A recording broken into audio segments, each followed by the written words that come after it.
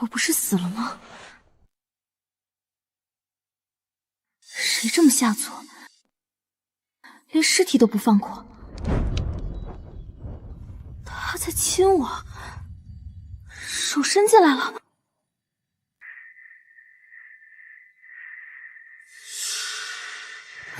放肆！滚开！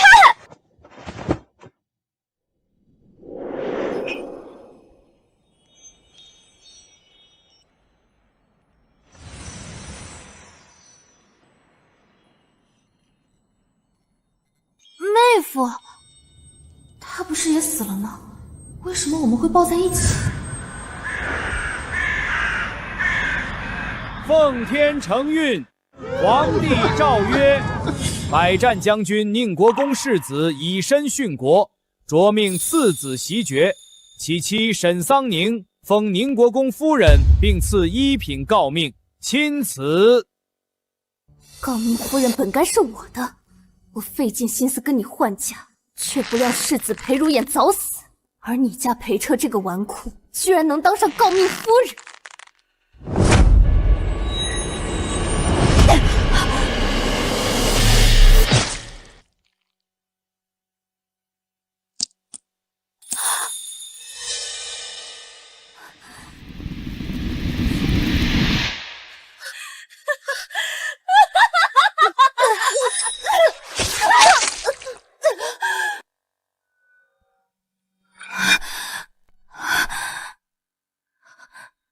原来我重生了，妹夫，我居然回到了出嫁的那一晚，可这次为何没有换妻？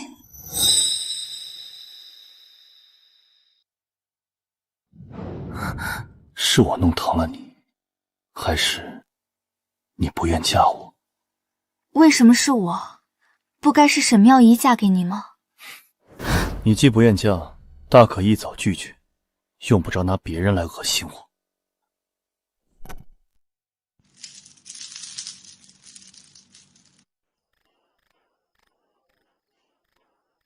小姐，世子怎么黑着脸走了？是不是洞房夜闹了不快？子玲，这些日子沈妙仪有什么变化？二小姐先前确实天天哭丧着脸，说裴二公子只是个闲散宗室，没爵位没实权，嫁过去要吃苦头，还跟夫人闹过好几次退婚呢。可半月前不知怎的，突然就想通了。出嫁前几天还特意裁了好几套新衣裳，嘴角就没下来过，开开心心的。看来她也重生了，还比我早半个月。她如今愿意嫁给老二裴彻，无非是笃定她日后会成为权臣。等裴如颜死了，裴彻继承爵位，她还能当诰命夫人。难怪她没像上辈子那样哭求着换亲。可惜她不知道，上辈子裴彻就是一个纨绔，是在我精心调教下才功成名就。小姐，您和姑爷已经圆房了？那是我咬的。对啊，若我能给裴如颜诞下子嗣，即使他日后死了，爵位也只会传给我们的孩子，绝落不到别人手中。小姐，男人在床上最要面子，这又是洞房夜，难怪世子那么生气。小姐去哪儿？去给夫君道歉，顺便跟他圆房。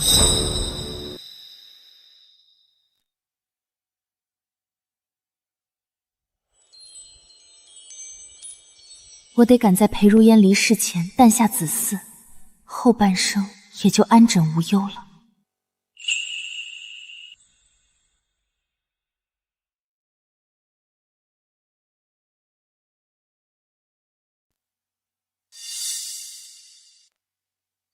夫君，饮酒伤身。咬人时倒不怕伤我。我不是故意的，我给你上药。你若还气，我让你咬回来就是。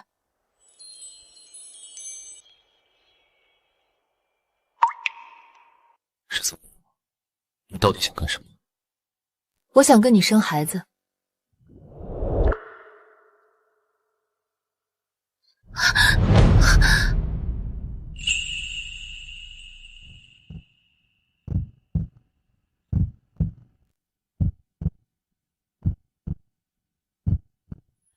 不到半个时辰，就有2副面孔，你凭什么觉得我会答应？你把我当什么？自然是夫君啊。你喜悦我吗？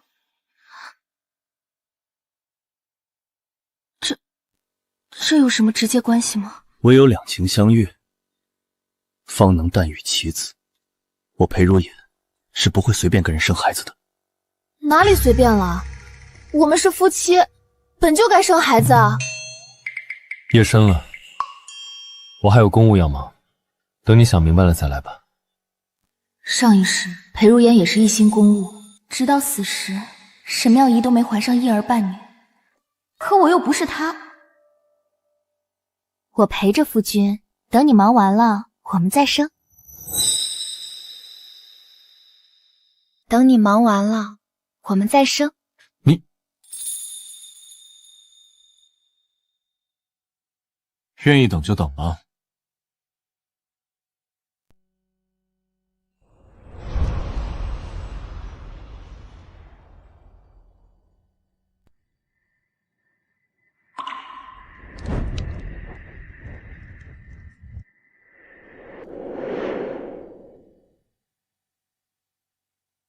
夫妻当然要生孩子啊。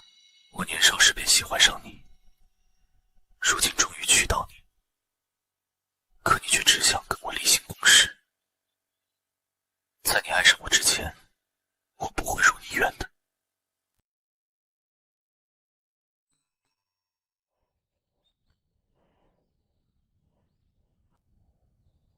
小姐，世子呢？早就上朝去了，还特意嘱咐奴婢不要打扰你睡觉呢。小姐，你们昨晚到底有没有圆房啊？任重道远啊。对了，什么时辰了？卯时了，得去给老夫人敬茶了。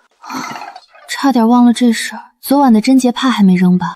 没扔，正在院子里晾着呢。你洗了？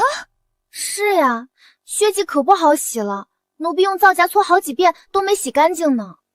前世沈妙仪就因贞洁帕没落红，受了好大一顿罚，现在轮到我身上了。小姐，真是怕人笨又勤快，快去拿下来呀！今天能不能活着，全指望她了。哎，小姐，你等等我啊！母亲，请喝茶。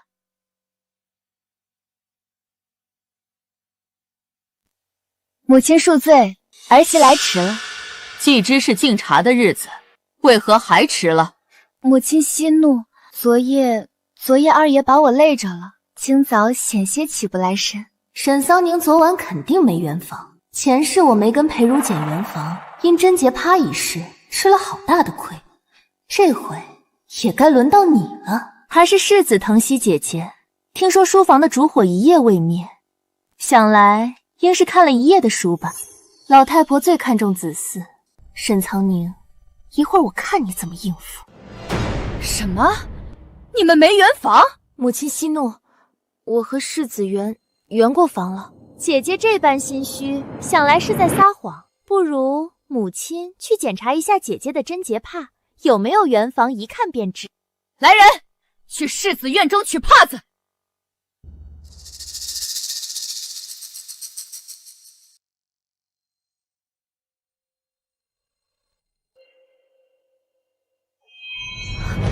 是儿媳的错，这帕子……姐姐，你怎么能这般胡闹？母亲，咱们国公府可是京城有头有脸的人家，这事若传出去，不得被人笑话死。那依你看，该怎么罚？褪去外衣，杖责50，好让姐姐牢牢记住这次教训。妹妹好狠心啊！杖责50，轻则胫骨俱废，重则断腿。可若是妹妹犯了搬弄是非的错，又当如何？书房的灯亮了一夜是事实，我若欺骗母亲，愿双倍受罚。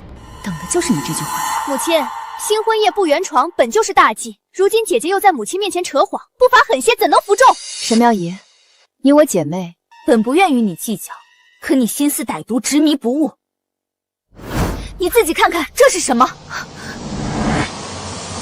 什么？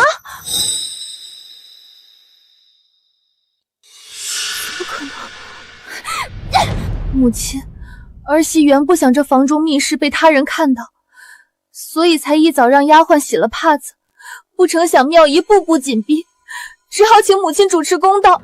老二媳妇儿，你刚入门就搬弄是非，是想闹得我宁国公府家宅不宁吗？母亲，你虽是继室所出，却也是我宁国公府明媒正娶的二少夫人，如此捕风捉影，成何体统？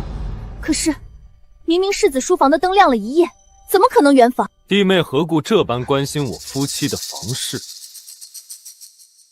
昨夜我的确因公务去了书房，至于为何亮了一夜的灯，那是因为桑宁去帮我研磨，儿子情难自已，便与他缠绵了一夜。儿子血气方刚，可他身子弱，承受不住晕过去了，对吧，夫人？对吧，夫人？我都是做过宁国公夫人的人了，怎么听到这种混话还会害臊？上辈子裴如眼他连碰都不肯碰我，今凭什么跟沈桑宁情难自止？沈桑宁，你这个贱人，到底怎么蛊惑勾引他破身的？老二媳妇儿，你可知错？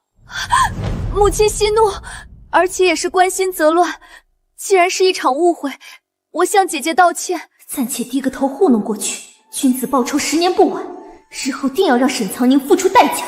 道歉？我宁国公府素来规矩森严，若犯了错不受罚，传出去落下一个治家不严的名声。他今日之失，亦是承安伯府家教不严。作为长姐，你来说说该怎么罚？婆母这是考验我呢，若罚得重了，显得我不念亲情；若罚得轻，往后难以主持中妃大局。罢了，他在家中掐仙要强惯了，出来公国府还未习惯规矩，日后调教便是。今日便罚妹妹掌手10下，再抄写《道德经》10遍，以正其行，静其心。好你个贱人，得了便宜还卖乖，竟在老太婆面前给我上眼药。沈桑宁，你敢！你如此对我，等回门之日，我定会一五一十告诉爹爹，让他为我做主。把手伸出来。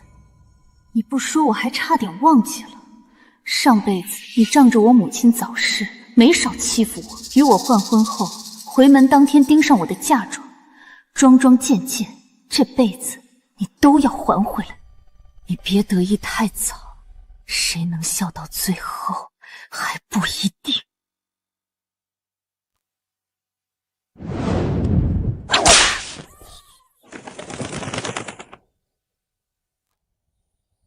方才多谢夫君出言袒护。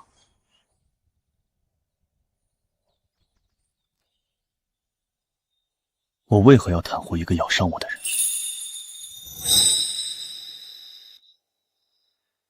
小气鬼，居然还没消气！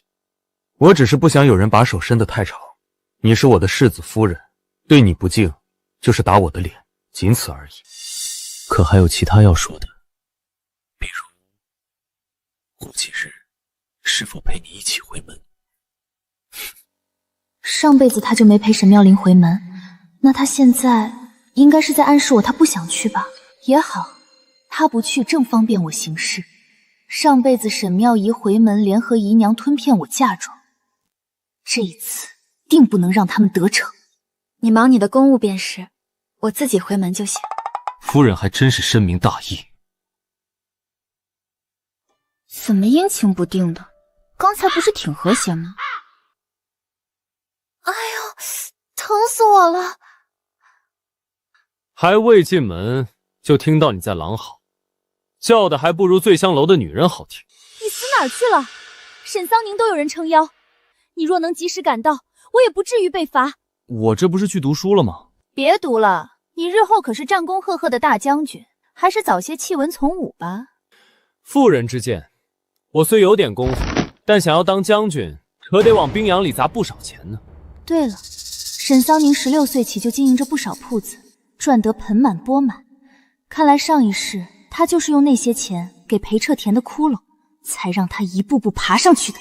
这有什么难？我做生意养你。哼，就你不败家就不错了。再说，做生意需要本钱，你有吗？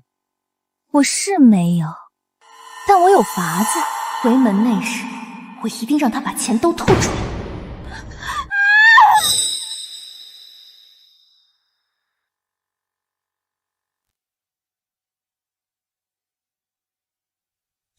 见过岳父岳母。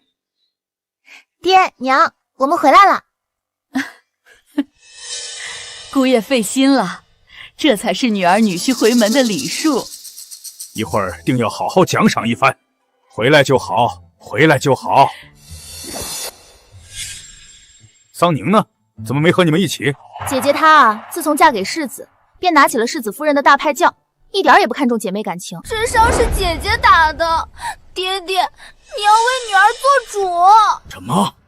竟有此事？待会儿我要好好问问。这些箱子放在院子就行。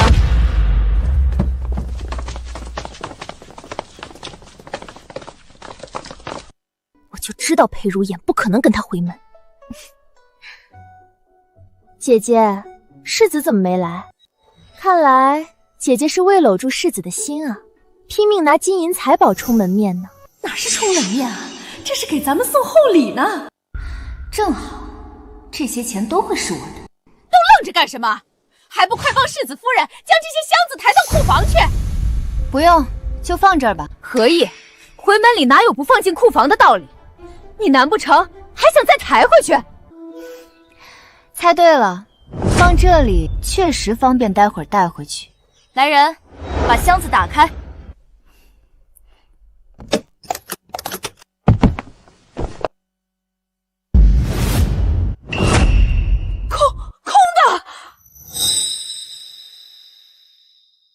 你空手回门，是想故意羞辱你父亲，让伯父沦为笑柄吗？我看他不只是空手回，还想吃娘家血肉，榨干我们才甘心。恭喜你，又猜对了。我娘生前给我留了一份嫁妆，清单都在这儿，今日咱们就一笔对个明白。娘花费无数银钱才让沈一科考入仕，谁成想他发达后立即变了嘴脸。原配怀孕不到4个月，便领着姨娘进门，二人几乎将娘的嫁妆挥霍殆尽。如今我回来了，你们1文钱也别想再占。这是嫁出去的女儿泼出去的水，你这个不孝女，眼里只有钱财。你这个白眼狼，我们养你这么大，你就是这么报答的。沈桑宁，你都是世子夫人了，要什么没有？为什么还算计着娘家的东西？我只是拿回属于我的东西罢了。当年母亲病逝，我年幼，嫁妆不得已才由您保管的。如今我已出嫁，理应拿回。难不成父亲还想私吞？闭嘴！张嫂，这是你们的家事，原本我不该插嘴。那就闭嘴。爹爹，你也看到了，姐姐不念亲情也就算了，如今回门公开忤逆父母，连姑爷都不看在眼里。如果不好好教训，让他尝尝切肤之痛，只怕以后再也管不住了。好，好，好，看来妙姨说的都是真的。你这逆女，一朝成了世子夫人，就开始无法无天，在家从父，这自古以来的道理都忘光了。今天好好教教你。来人，给我关门，请家法。老爷的话都没听到吗？还不快来人！小姐，怎么办？太好了，趁今天直接把他打死，外人也只会说是他忤逆不孝在先。沈桑宁所有的一切都属于我的了。小姐，怎么办？就知道他们不会把嫁妆交出来，可我那40多年也不是白活的。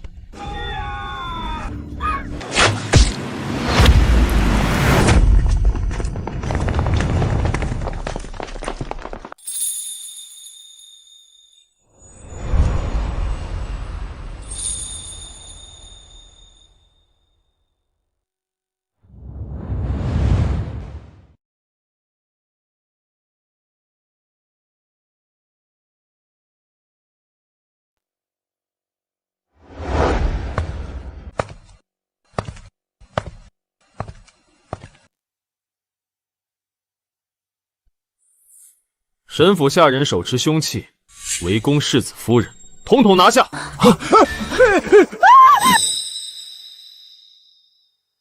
怎会如此？裴如幻这一世竟然来了！你怎么来了？来给你撑场面。看，拼气势吗？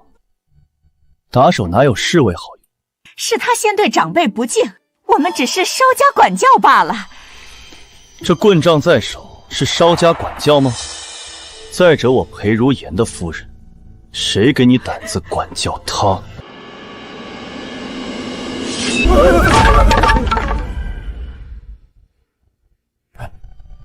世子言重了，都是误会。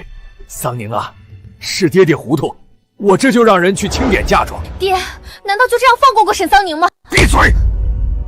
裴世子是御前红人，你想让我丢师徒不成？沈桑宁到底给他灌了什么迷魂汤？上辈子他何曾这般护过我？外头风大，进屋吧。我想先去卧房祭拜一下我娘。卧房？岳母的灵位不在祠堂？这不是桑宁他娘出身商贾吗？特许他的牌位安置在桑宁卧房里，也好让桑宁尽孝。子玲，去将岳母牌位请来。岳父深情厚谊，今日便让他带领众人一起给岳母磕头谢恩。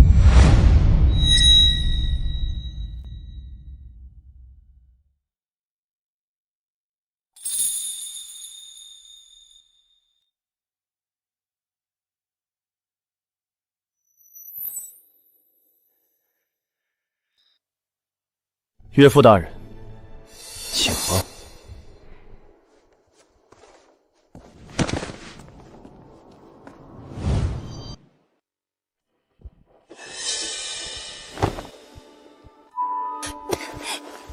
你疯了！快让岳父岳母跪下吧！兄长的话谁敢违逆？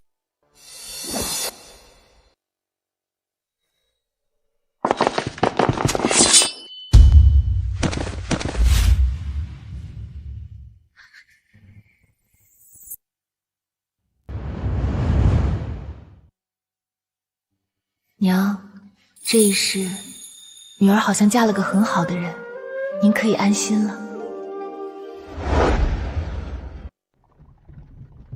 有了母亲留下的这些钱，开一间成衣铺，绰绰有余了。为何这么想开铺子？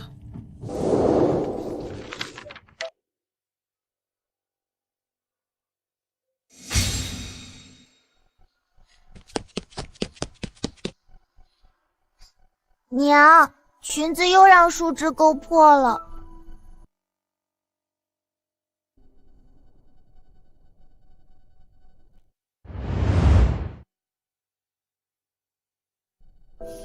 不怕，破了娘给你缝。我们宁宁只管淘气，有娘在呢。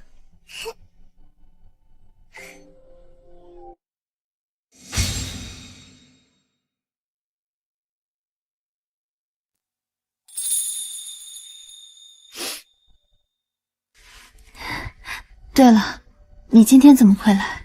我与岳父在朝堂上见过几次，知道他的为人。不过还好我来了，否则还不知你今日能否全身而退。是啊，钱财只能傍身，想要压得住人心，还是要承袭爵位。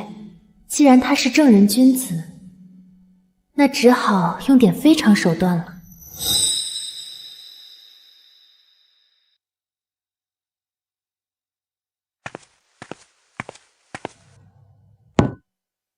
天冷了，我炖了终身汤，给你暖暖身子。就喝。一会儿该凉了。汤里放了秦药，再不喝就要露馅了。好，这还是你第一次为我熬汤，我现在就喝。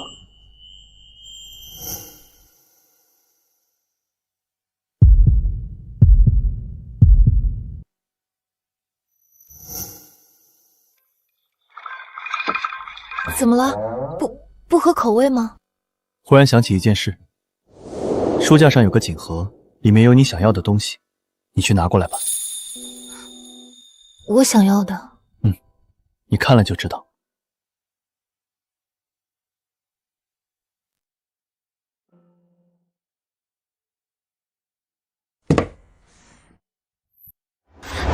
这是东市铺面的契书，你怎么会有这个？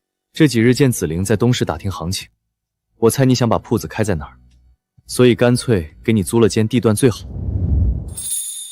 租子不便宜吧？你放心，我赚到第一笔钱后，定会如数还你。我们是夫妻，要算这么清，互相关心是应该的。他处处为我着想，我还这么算计他。唉，这人怎么净做些让人良心难安的举动？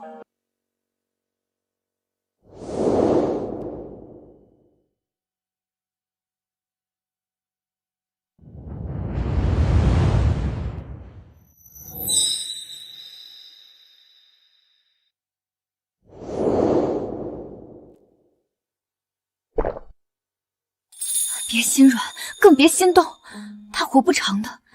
你只需生下孩子，替他守住爵位，便算报答。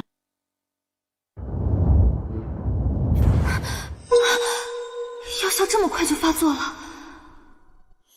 桑宁，我突然有些不舒服。我扶你躺下。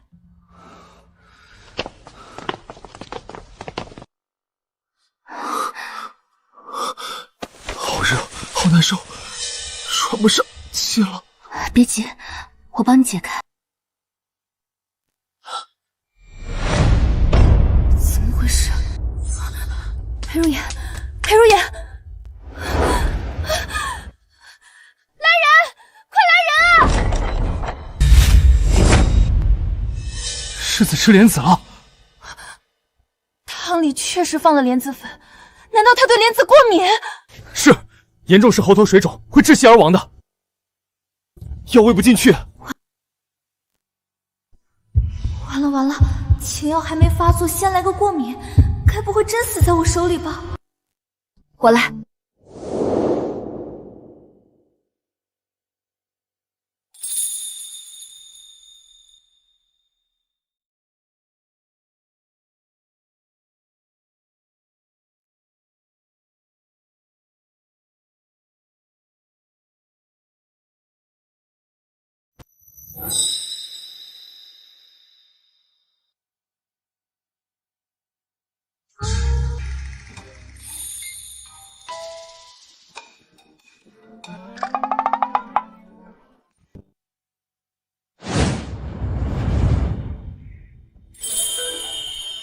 这是哪个药起作用了？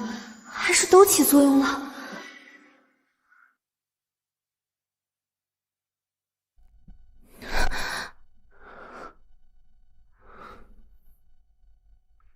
怎么，吓到了？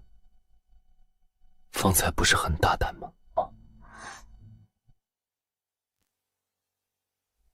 你可有哪里不舒服？能看清这是几吗？你是担心我过敏没死成，还是怕药下太少？我不跟你继续圆房。你知道汤里有药？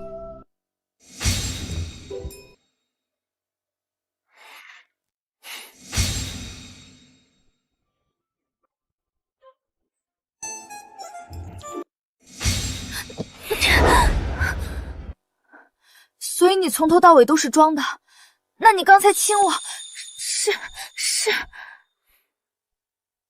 是想看看你会不会趁人之危。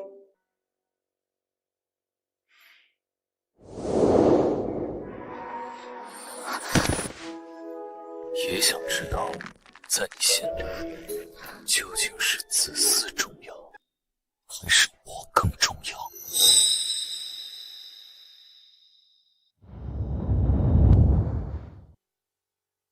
好个裴如眼，竟这般有心计，幸好我不是禽兽。桑宁，若我不愿，你下再猛的药也没用；若你情我愿，又何须用药？这话你可明白？难道他想跟我情投意合？可你命那么短，若是两情相悦，到头来就只剩我一个人。世子，您吩咐的事已办妥。你还有公务啊？那你忙，我们找机会再聊。并非公务，走，跟我去见母亲。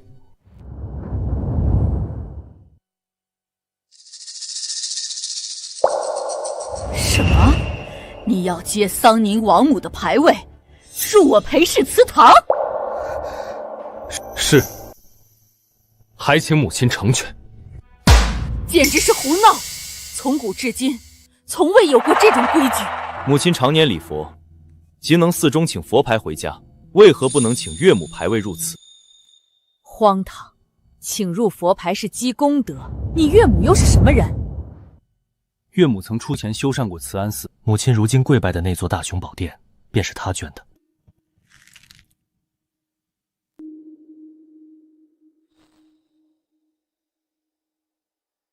慈安寺，原来那天就是我计划好的。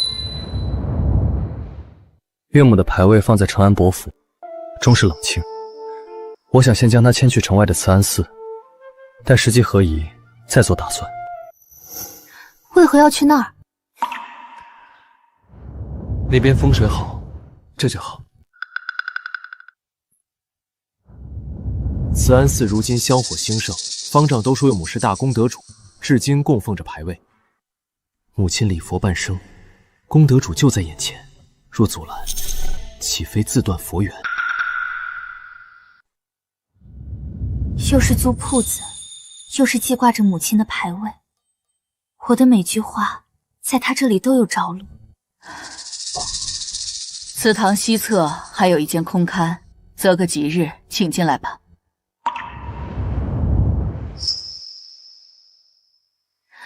谢母亲成全。行了，起来吧。我既为你们积了一桩功德，你们是否也该替我做件善事？带上来吧。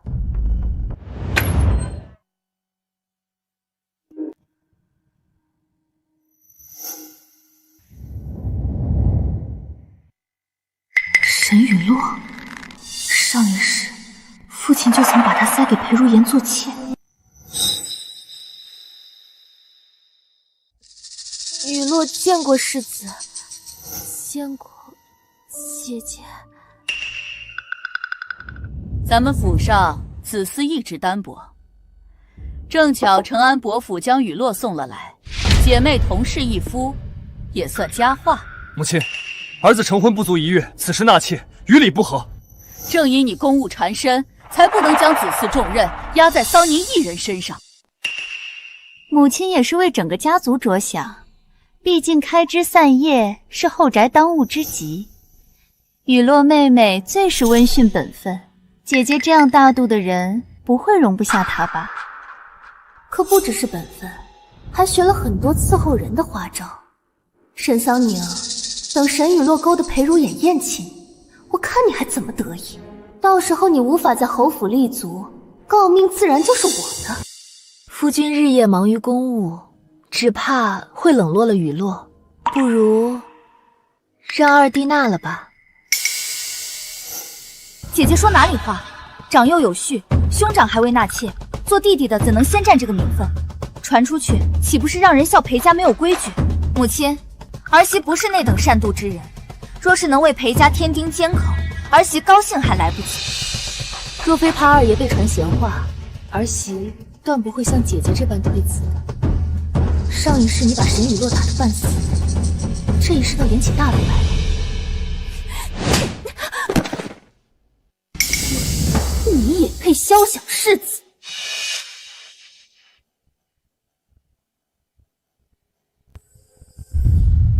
就算给我10万个胆，雨落也不敢跟二姐姐争宠啊！你是在嘲笑我生不出孩子吗？好个小贱种，看我不打死你！看我不打死你！妙仪所言句句在理，顾及规矩是应当的。母亲方才成全了你一桩心愿，你总不忍叫我失望吧？母亲思虑周全，儿媳于世子自当听从母亲安排。你知不知道你在说什么？我为你做这么多，你为何还把我往外推？缓兵之计而已，你先应下，我自有了。还需我应？夫人不是已经替我做主了？儿子这几日要去慈安寺请回岳母牌位，纳妾一事全交给母亲了。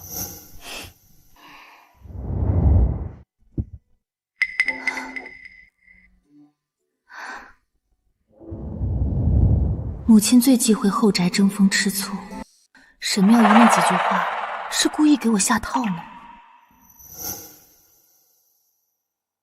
别忘了自己的任务，做不好，这辈子也别想见你弟弟。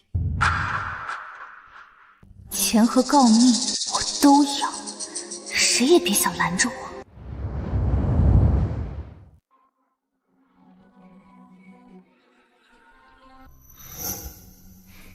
他到底什么意思？为何总是跟我对着干？他的心是石头做的吗？世子夫人想跟您生米煮成熟饭，是您自己不乐意。那能一样吗？我有我的理由。那世子夫人兴许也有自己的考量呢。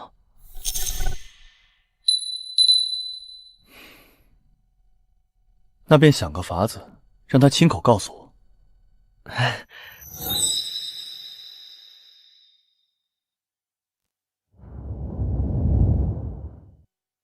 这裙子穿你身上，倒比我预想的好看。谢姐姐厚爱，只是总让姐姐破费，心中实在不安。不如姐姐让我去铺子里帮忙吧。原来沈妙仪送她来，不只为后宅，从人到钱再到生意，他们是一处一处都算好了。自家姐妹，何须见外？我的就是你的，只是我这铺子还没落定，手头也紧呢。你现在的任务是让世子看上你，生意的事儿不急。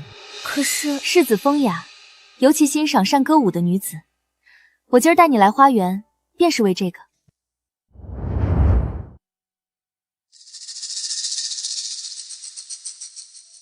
妹妹不用学，我们还是……我记得你从前在府上，舞技是请过师傅正经教的。快跳一支我瞧瞧，也好替你参谋参谋。奏乐。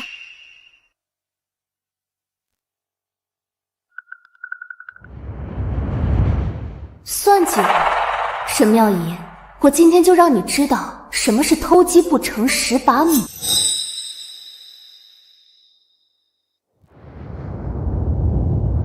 上辈子你没做成世子的妾，转头便与裴彻暗通馆曲。丑事败露之际，你跪在我面前哭求，是我拿银子压了下去，保了你和沈家的颜面。大姐姐，求你救救我！若此事传出去，我就活不成了，沈家也会蒙羞啊！拿去吧，尽快离开裴府，往后莫要再行糊涂事。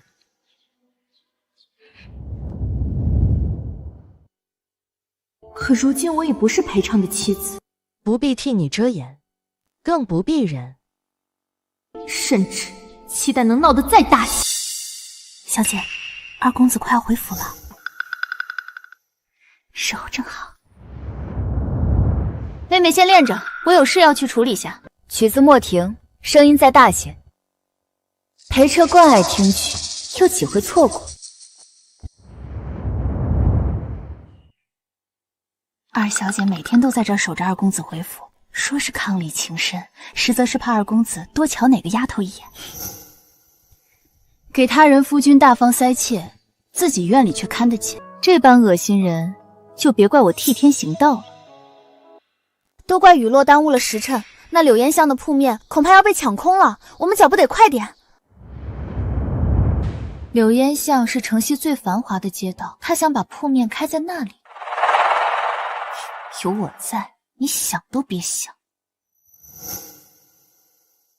可裴彻就要回来了，万一那个小蹄子趁我不在勾引他……罢了，现在抢走沈桑宁的生意更重要，一下午时间也出不了幺蛾子。夫人有事出去了，二少爷是否要等夫人回来一起用膳？不用等她，你去准备吧。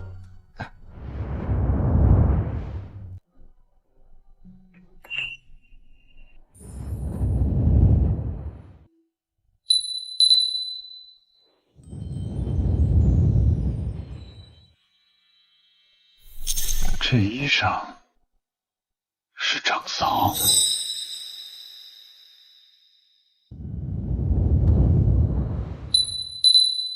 没想到他平日端方，私下里竟有如此风情万种。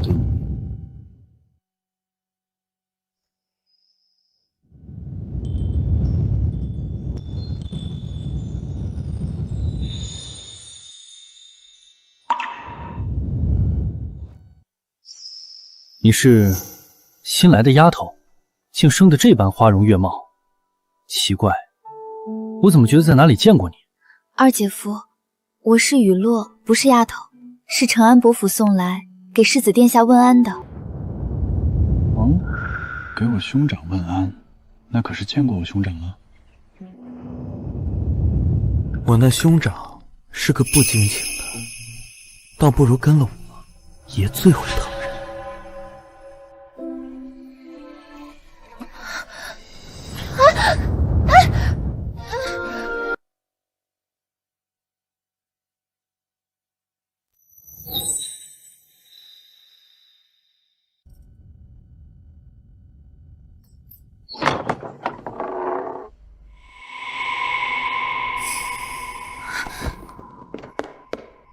二姐姐，你怎么来了？叫你笼络世子的心，进展如何了？我没见着世子。废物！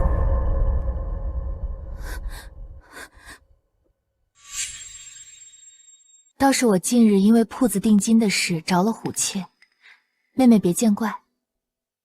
我这还有件事让你去办。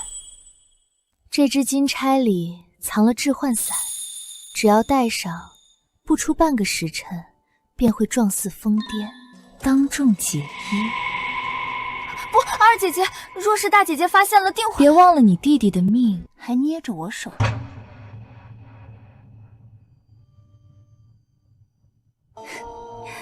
这就对了，我可是好心帮你啊。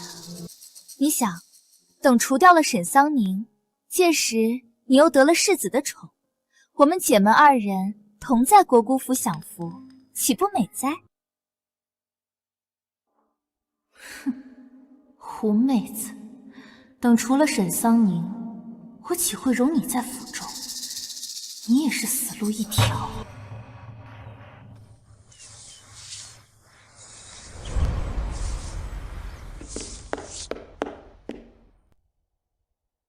小姐，我按你的吩咐，将店铺抢手的消息放了出去。妙仪小姐为了抢先我们一步，果然用嫁妆付了定金。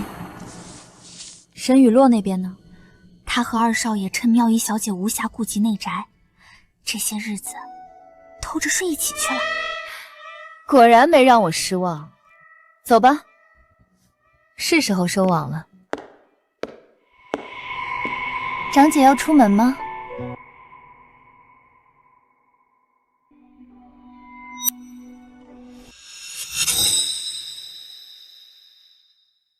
雨落，有事？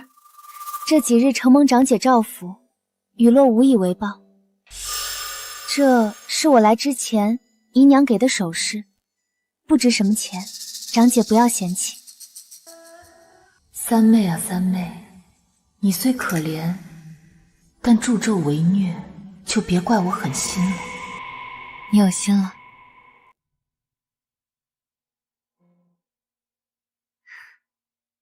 好看吗？好看，那雨落先去练舞了。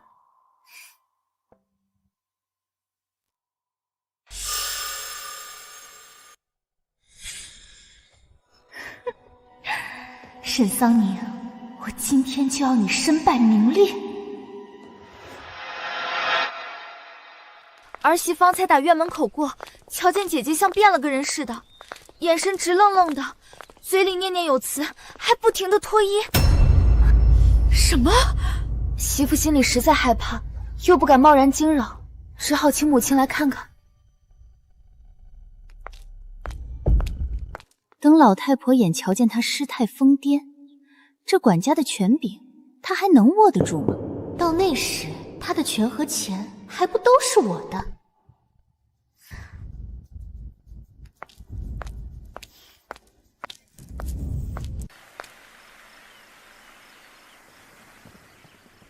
姐，您冷静点，这不合规矩。别管我，我就要脱，我就要脱，就要脱，我就要脱。看什么？还不回避！母亲，姐姐如此失仪，何府禁制，如何能当世子妃呢？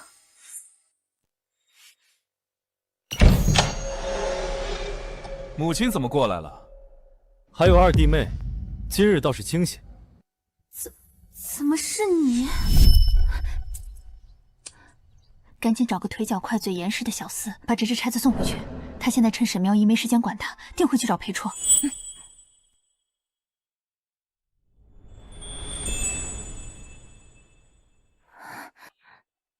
你怎么回来了？不是说要晚些才归吗？此案事办得顺利，提早回来了。怎么，你不希望见到我？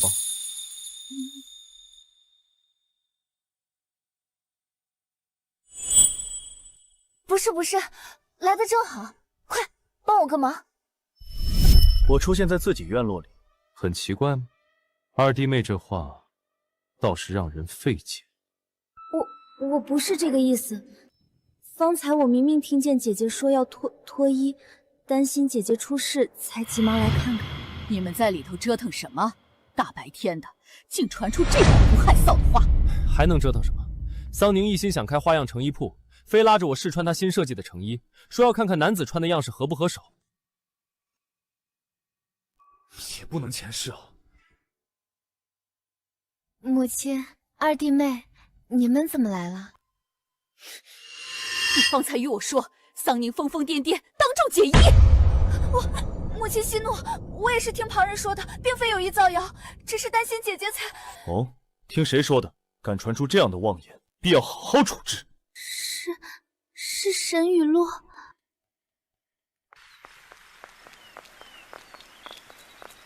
母亲，都怪雨落乱嚼舌痕，我这便与他对峙。沈雨落定不敢供出我来。今儿怎么敢约在这儿？不怕妙仪瞧见？二姐姐现在正忙着斗长姐呢，哪有功夫管我？再说了，二姐夫难道不喜欢这样偷偷摸摸的滋味？我怎么听着是裴彻的声音？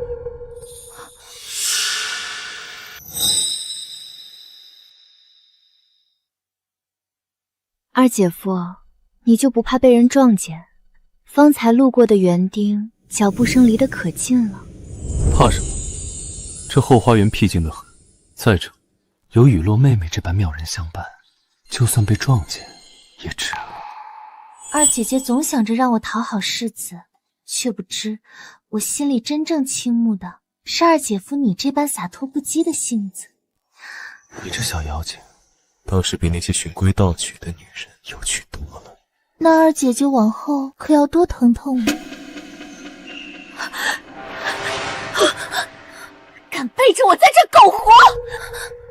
二姐姐，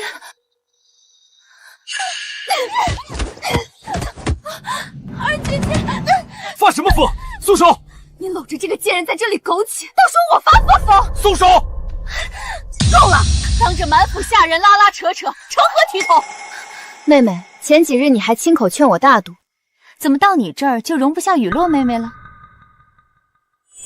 这就是雨落妹妹送我那只金钗，就这么被扔在地上，着实可惜了。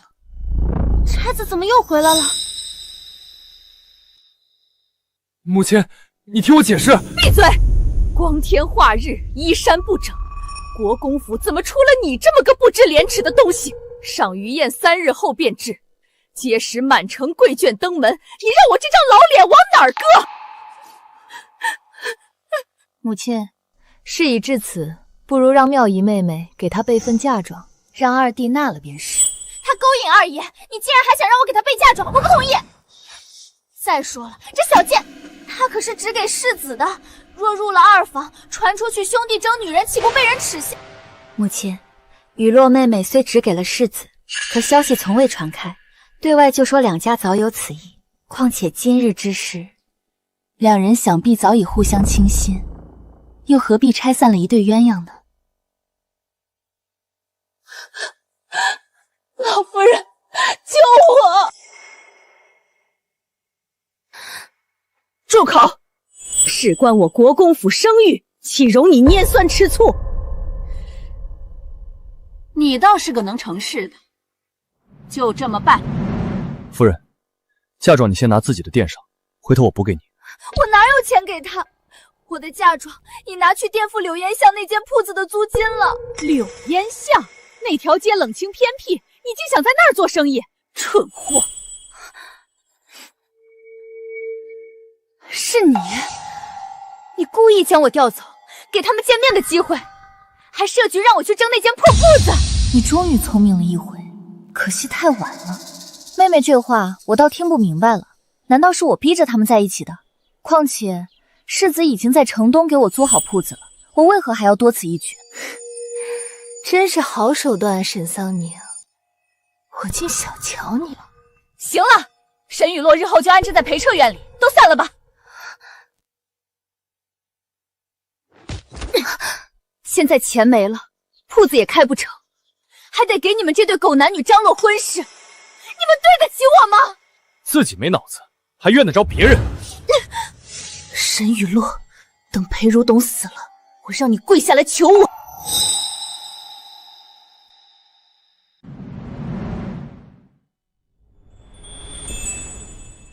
给岳母上炷香吧。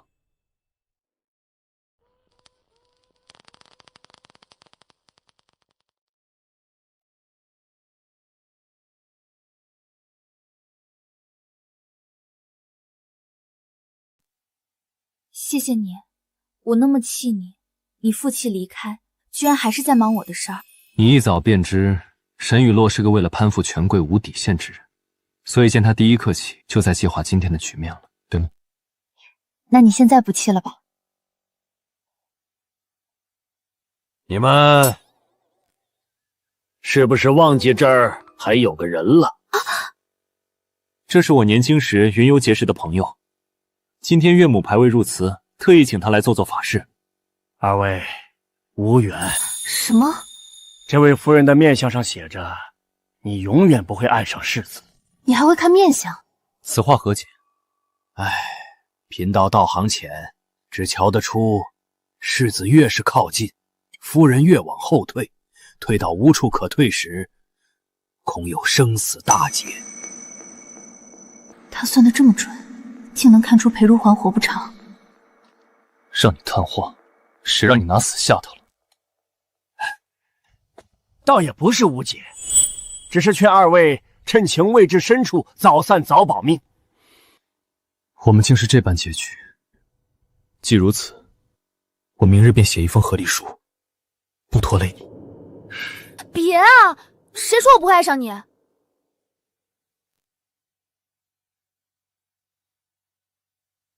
呀，实话跟你说了吧，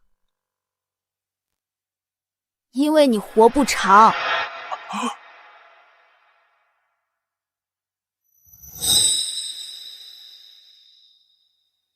我的意思是，我曾做过一个很真很真的梦，梦里你年纪轻轻就死了。所以你疏远我，是怕我会早死？因为每次靠近你，就会想起那个梦，所以我不敢喜欢你，怕动了心，到头来还是留不住。若我跟你保证，从今往后我会珍重自身，好好活着，你可愿试着走近我？他为我做了那么多，就算为了报答，也不该再把他往外推了。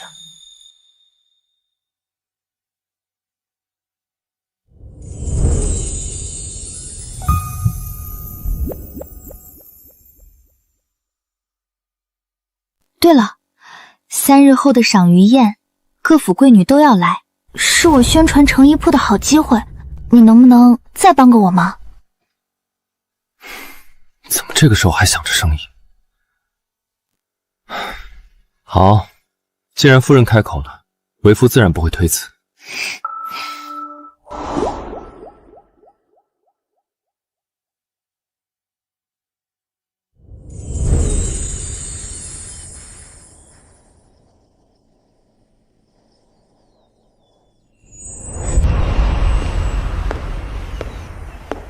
表妹这身云锦真好看，要把所有贵女都比过去。这是太后娘娘赏的，非说这颜色衬我，但我嫌她太老气了。表妹年轻，什么颜色压不住，不像有些人一天换一身，挥霍无度不说，嫁给世子也不安分，到处抛头露面做买卖，有辱世子之名。沈桑宁，我看你能不能在嚣张跋扈的于绵绵手里讨到好处。你就是如言表哥的正妻，那个商贾之女。来了。于绵绵本是于家收养的义女，因得太后眼缘，在于家颇受宠爱。前世她是世子的忠实佣，看不上沈妙仪，没少给她苦头吃。看来今日沈妙仪想利用她给我难堪了。是我表妹，你也坐吧。商贾之女也配做我表嫂？你会什么？算账还是拨算？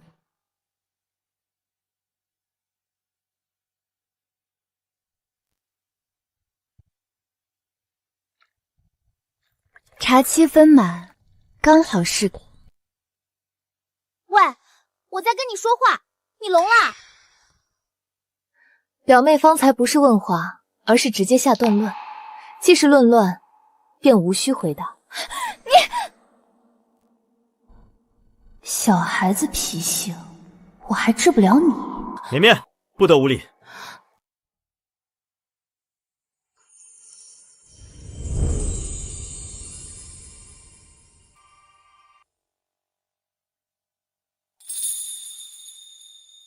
表哥这衣裳真好看，哪个裁缝做的？这么有眼光。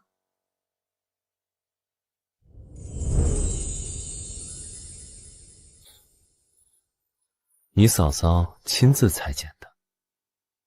瞧那袖口，跟世子夫人裙摆的滚边是一样的，腰间的襟怀也似是换着戴的一样。世子爷哪是来赏鱼的，分明是来秀恩人的。表妹别往心里去，新婚嘛，总要做做样子。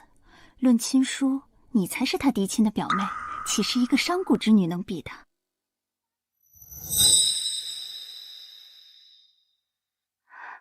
这两身衣裳，针脚细密，纹样也别致，都是你亲自做的。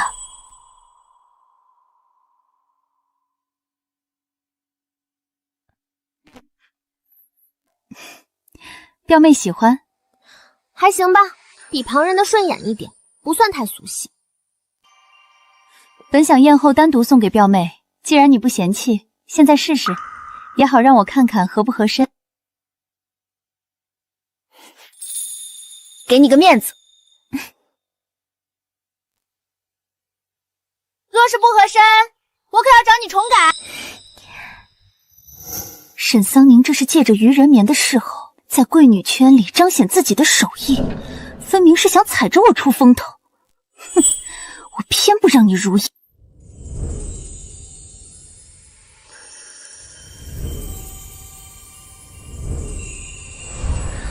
太好看了！尺寸可还舒服？若觉得哪里松了或紧了，尽管告诉我。没想到你竟还这般心灵手巧，比那些专门的绣娘做的还要合心意。好看是好看，可我听说这是要往外卖的款式。表妹何等金贵身份，怎好与市井妇人穿一样的？传出去了，岂不委屈了表妹？沈桑宁，我看你怎么收场！得罪了于绵绵，又坏了成衣铺的名声。姐姐莫怪，我只是替表妹委屈，毕竟表妹可深受太后娘娘喜爱呢。所穿所用，哪样不是最好的？是啊，表妹得太后宠爱，满京贵女，谁不以她为表率？二弟妹忘了，去年宫宴，你不也曾经因为表妹裳好看，非要裁件一模一样的吗？还有这事儿？想借刀杀人，这回我让你搬起石头打自己。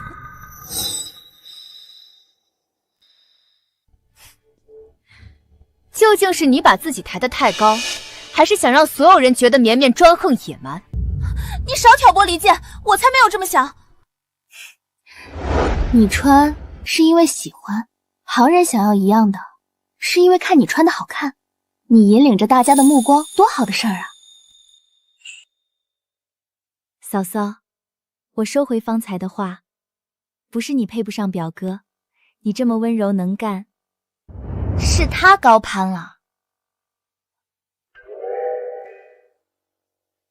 你今日这身衣裳也是仿照我去年那身七彩云间裙吧？是啊，我是觉得表妹眼光好才效仿的，不是沈桑宁说的那般。你也配？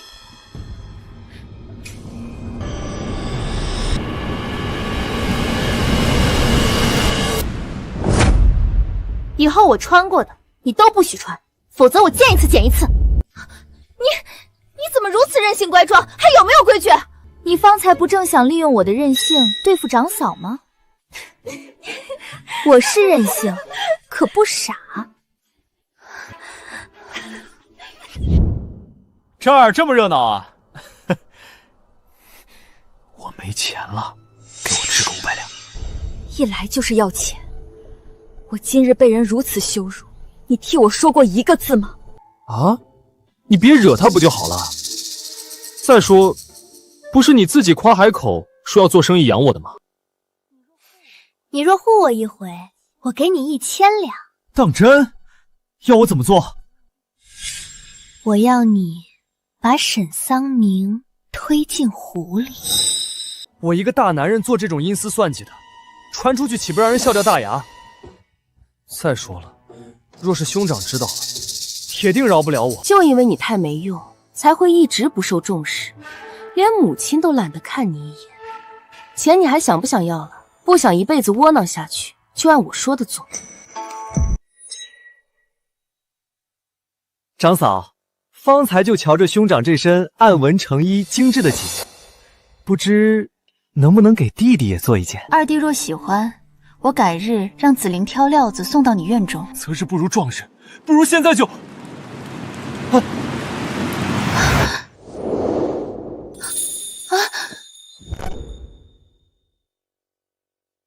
没事吧？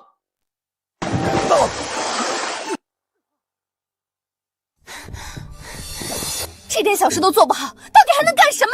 果然是他指使的。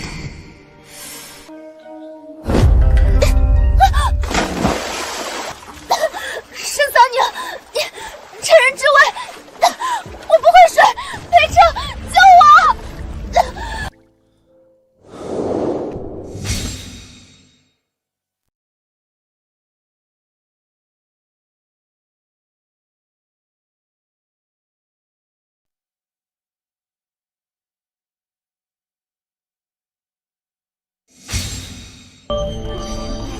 我为什么会有这么奇怪的记忆？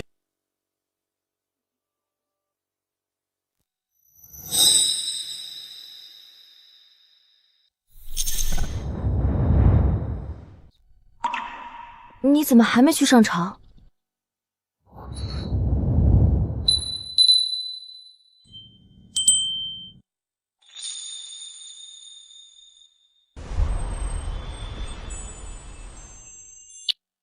早安文，从今日起，每日上朝前，我都要。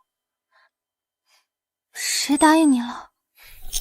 你忘了，你亲口说要试着走近我，所以这第一步就从这里开始。还是说你想反悔？没反悔。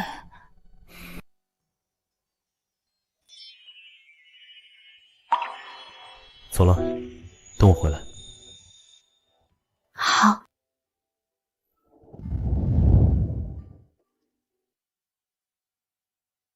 既然已这般亲密了，那圆房的日子应该也快了吧？你若能长久活着，该多好！我在说什么？不会已经喜欢？长嫂，你在吗？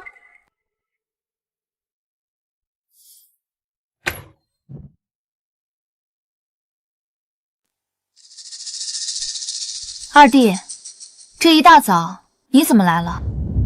昨日赏鱼宴，险些害长嫂落水，是我不对，所以今日特来赔罪。还望长嫂收下，全当给我一个改过的机会。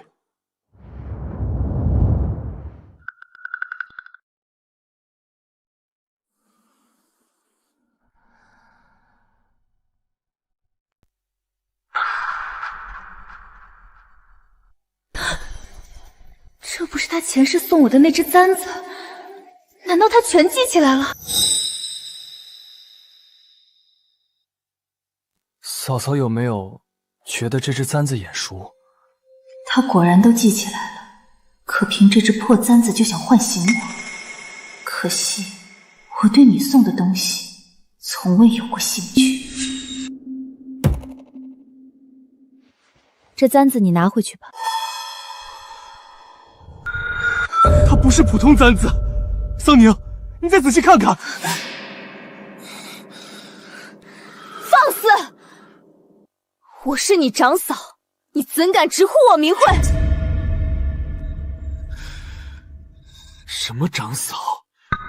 你是我妻子，是我陪彻的人。你忘了吗？上一世，你为我操持家业，为我疏通关系，助我一步步成为大将军。我警告你，你若再不走，我定会让你在京城永远抬不起头。你现在对我这般绝情，是因为不记得我们之前有多喜。桑宁，这辈子我娶错了人，过得很不好，回到我身边吧，好吗？有你在，我一定可以再成功的。我听不懂你在说什么，放手。桑宁，你会懂的。等你全部想起来，一定会记得有多爱我。我爱的是裴如烟，只有他一个夫君。你若再不放手，我便要……我不信，你只能爱我，哪怕你现在恨我入骨，我也要让你想起来。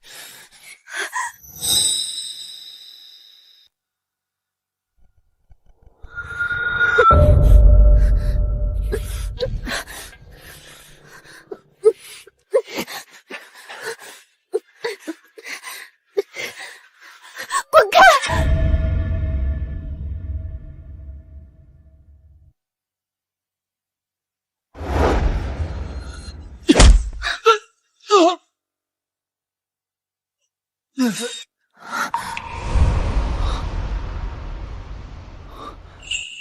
怎么样？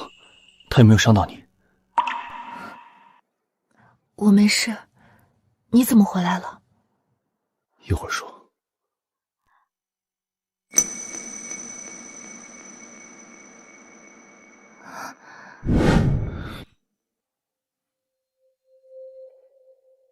你活腻了，她是你嫂子。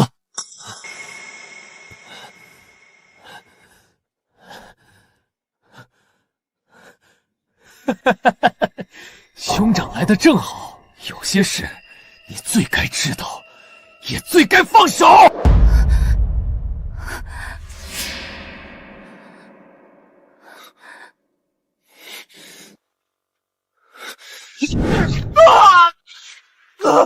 看来是我平日太纵容你，以至于如此不分尊卑伦常。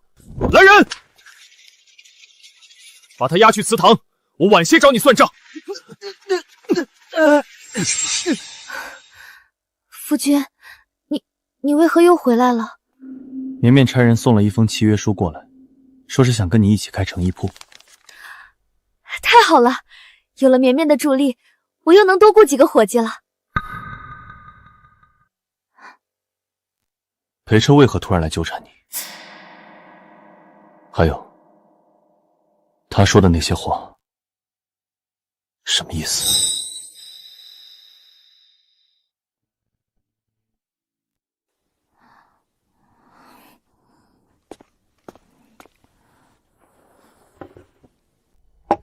谁知道他发什么疯？许是昨儿落水撞到头了吧？胡言乱语的。是吗？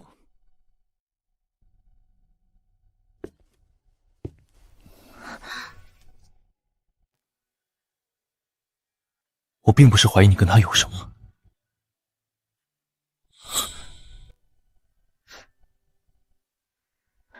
我知道，但有些事还没到能说的时候。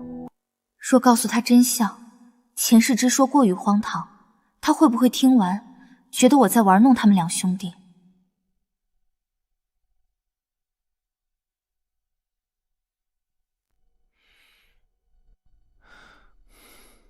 好，你若不想说，我不逼你。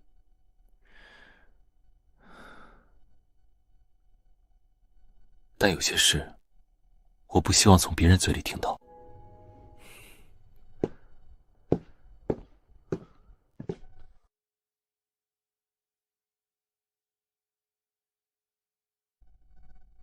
裴彻如今得不到沈妙仪的助力，定不会善罢甘休。我不能太被动了，还是要想个办法，让他对我彻底死心。什么？沈桑宁和裴彻勾搭上了？哼，你莫不是想骗我去找沈桑宁对峙，你好坐山观虎斗吧？不瞒二姐姐，赏鱼宴过后，二爷便不常来我院子了。我也是今儿才从下人们嘴里听说的此事，若不经过确认，断不敢来跟二姐姐说的。我要去找婆母，状告沈桑宁那个小贱人勾引他人丈夫。二姐姐，之前中了沈桑宁那么多计，这次我不能急。打蛇打七寸，想要一击致命，就得等待时机。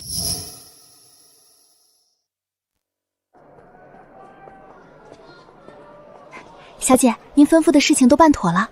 雨落小姐把消息告诉了二夫人，二夫人气得脸都绿了呢。沈雨落这颗棋子倒是痛心。我知你弟弟在他手上，我也知你想摆脱他。我可以帮你，不过我有个条件。小姐，我们是不是要防备起来？防备什么？说来也怪，依着妙仪小姐的脾气，知道自家夫君对您起了心思，怎么也得闹一场吧。可这都多少天了，愣是没中情，我怕他们憋出个大招来。对啊，不必，我已有法子。小姐已经有主意了，难道我们今日来此也是计划中的一环？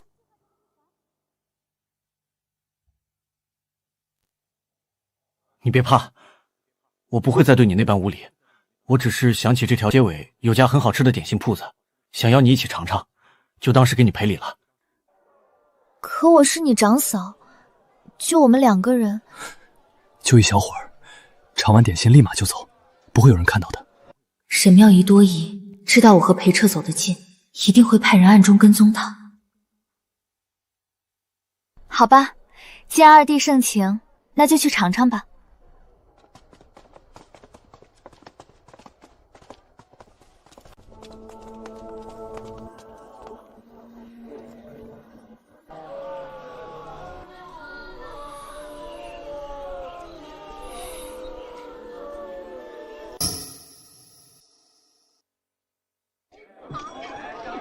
这是裴彻最爱吃的点心铺子，前世为哄他认真习武，我几乎天天来买。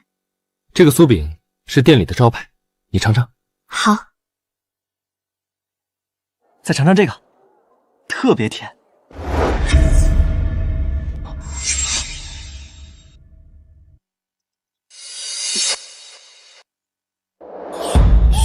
兄长，这糕点太甜了，你长嫂最讨厌腻味的东西。之前总见你喝桂花茶，那这个桂花味的糕点你应该喜欢。你怎么会在这儿？他这是生气了？尝尝。香味淡淡的，刚刚好。确实不错。你今天怎么回事？他这是糗了。兄长别得意的太早，你们现在的关系不过是一时的。等他想起我们经历的一切，就会知道，他爱的人自始至终只有我。经历的一切，到时候该退出的人就是兄长了。就凭你，收起你燕撒的心思，有我在，你休想越雷池半步。否则，我不介意亲手废了你，好让你知道什么叫伦理纲常。裴如眼对他做了什么？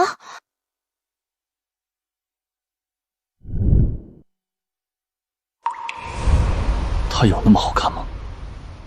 啊！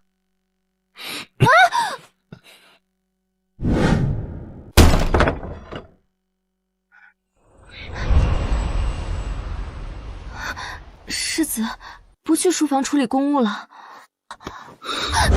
少给我转移注意力，桑宁，这次你真的惹到我了。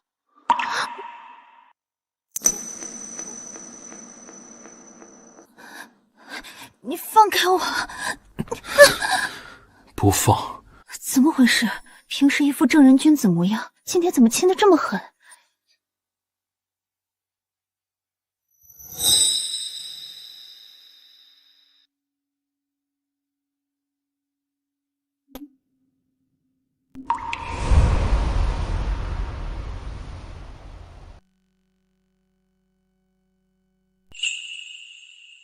你如何解释？什么解释？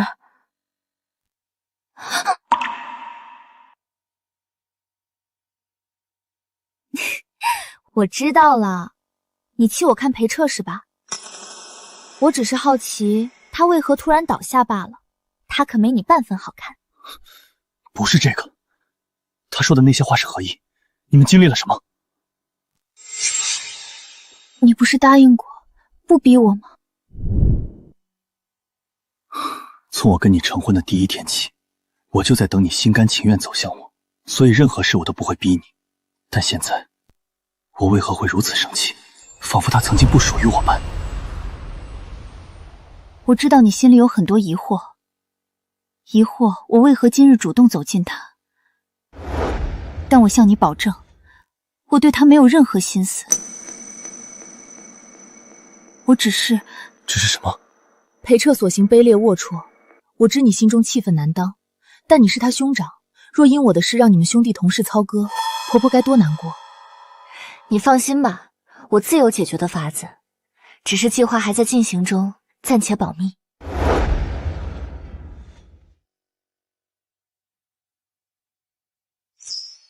对我也不能说。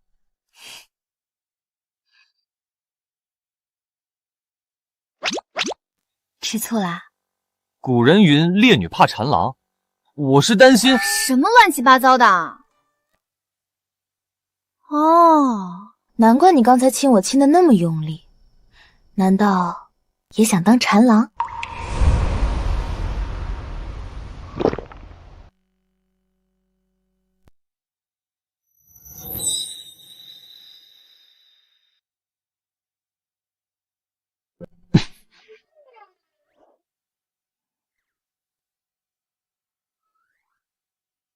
被我说中了？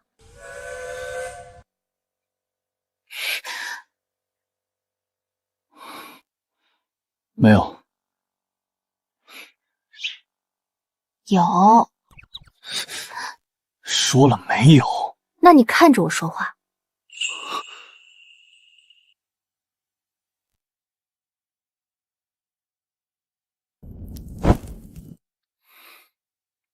所以，你到底吃不吃死缠烂打这一套？吃啊，但要分人。你的话可以，别人都不行。我是不是可以理解为，你有一点点心悦我了？不止一点点。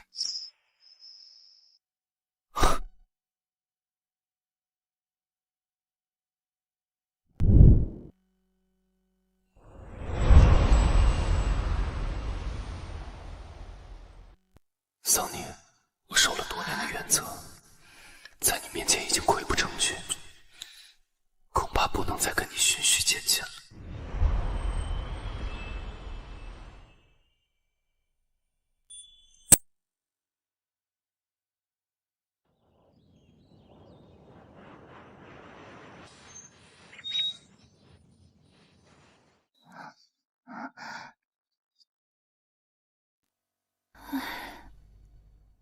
你怎么这么早就要出门了？之前没告诉过你，10几年前圣上微服南巡，曾在宫外与一名女子诞下一女，后来遭遇寒灾，圣上回宫再也没见过他们。皇上命我拿此信物四处寻人呢，但还不确定人在京城何处，所以接下来要着重调查京城所有无户籍的女子。没有户籍的女子，裴绰那性子定会死缠烂打，或许这是处理他的绝佳机会。我知道几处隐蔽的地方，你可以着重搜一下。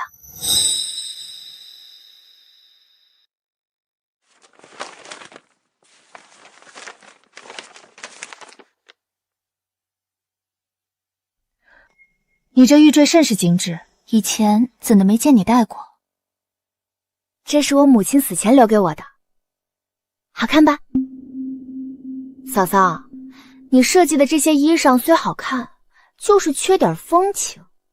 风情？是啊，你看我平时穿的多大胆，这才是受贵女追捧的真正原因。我想起一个地方，那里女子的穿着最是大胆。咱们若是能去取经，定能事半功倍。还有这种地方，那还等什么？我们快去吧。大小姐，您要的糕点买来了，给二公子送去吧。给他？他前些日子怎么对你的？你忘了？况且我今儿来的时候，正好跟他走了个对头。他出门了，去了也是白去。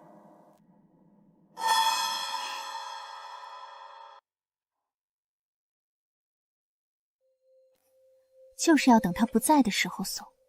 你们主仆二人葫芦里到底在卖什么药啊？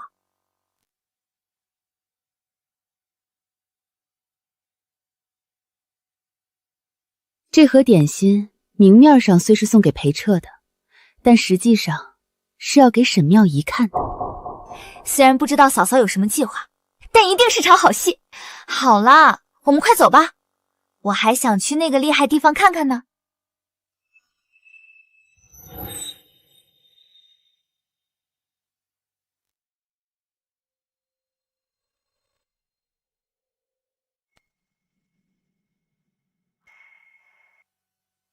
你在做什么？夫人，手里拿的什么？没什么，奴婢走错院子了。你是世子夫人身边的大丫鬟，会走错到我这儿来，唬谁呢？拿来！二夫人，您不能打开，这是世子夫人送给二公子的。让你拿来！桃子酥饼。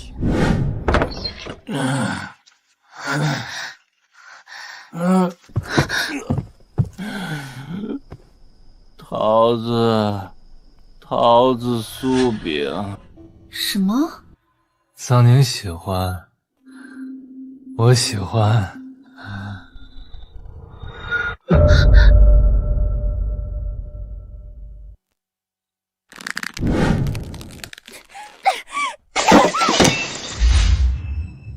不要脸的奸夫淫妇，偷情都偷到我眼皮子底下来了，当我死了？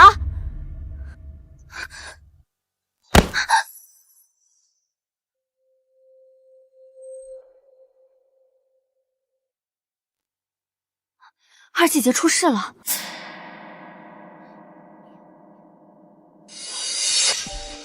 你看清楚了？当然，她乔装打扮，鬼鬼祟祟往南城去，不是惠二爷还能是谁？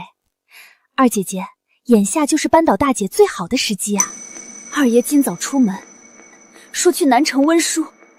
好你们奸夫淫妇，可让我抓着了！走，去找老夫人，这一回定要让那个贱人身败名裂！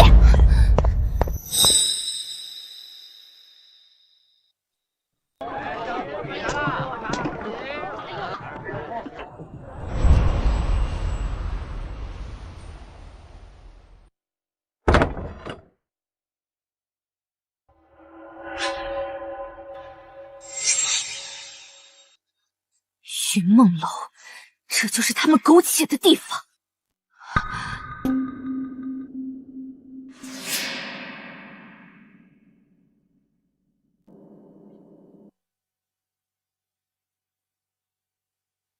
母亲，是二爷。怎会如此？桑宁断不能是这种人。母亲还等什么？叔嫂同奸，竟如此欺我，你得给我做主啊！走，进去看看情况。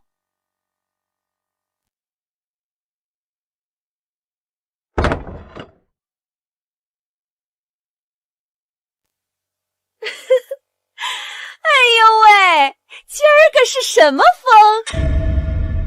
女人？刚才进来的那两人在哪儿？几位，咱们这儿是开门做生意的地方，可没有接待女人的规矩。什么意思？什么意思？意思就是这儿是青楼，只接男客。几位夫人，请回吧。青楼。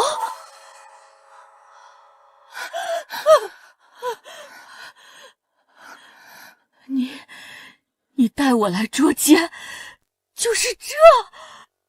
母亲，正因为是青楼才更可疑。谁会想到一个女人来这种地方？说不定是他们掩人耳目的招数。二姐姐说的对，沈桑宁肯定在里面。给我搜！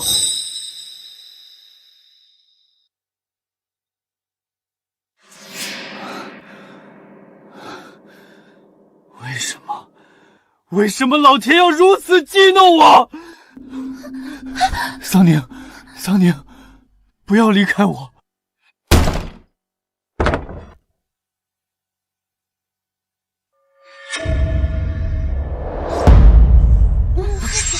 裴彻，夫人，你怎么来了？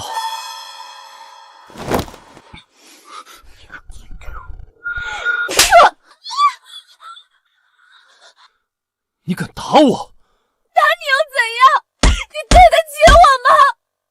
我为你花了那么多钱，却背着我跟旁人苟且。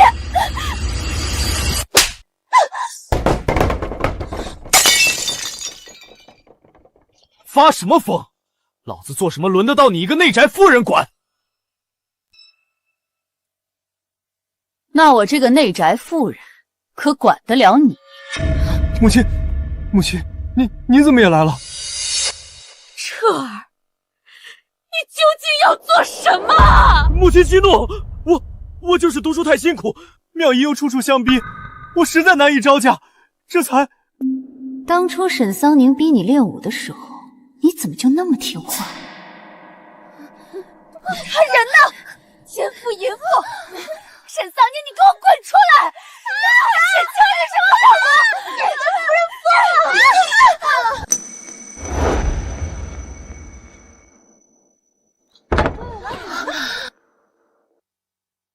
母亲，你们怎么会在这里？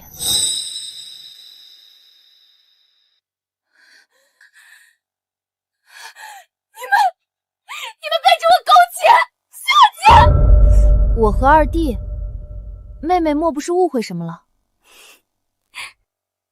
二表哥可是来找乐子的，跟我们不是一路，何来狗血一说？你们来这儿做什么？回母亲，我和绵绵是来为成衣铺找灵感的。你少糊弄人！你的成衣铺是开给良家百姓的，会来这种地方找灵感？我们看的是这些姑娘的衣着款式、面料裁剪。你看她们这身段，这衣襟的弧度，哪一样不是巧思？对啊，我嫂嫂是要让良家女子也能穿出风情，又不是让她们来这儿工作。你可别血口喷人啊！你们，这就是你说的桑宁勾引裴彻？什么？妙仪妹妹，我自问待你不薄，你为何这般编排我？原来是误会啊！可二姐姐喊打喊杀的，笃定大姐姐跟二爷私通似的。贱人，你敢背叛我！明明是你和我说的。妾身没有。够了，还嫌不够丢脸吗？要不，你来解释一下。若说我是重生的，没人会信；但若说我想要桑宁，那更是找死。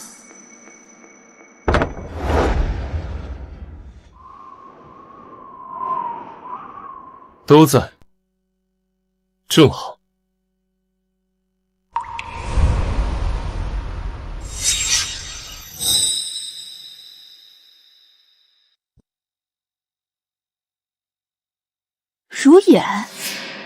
么来了？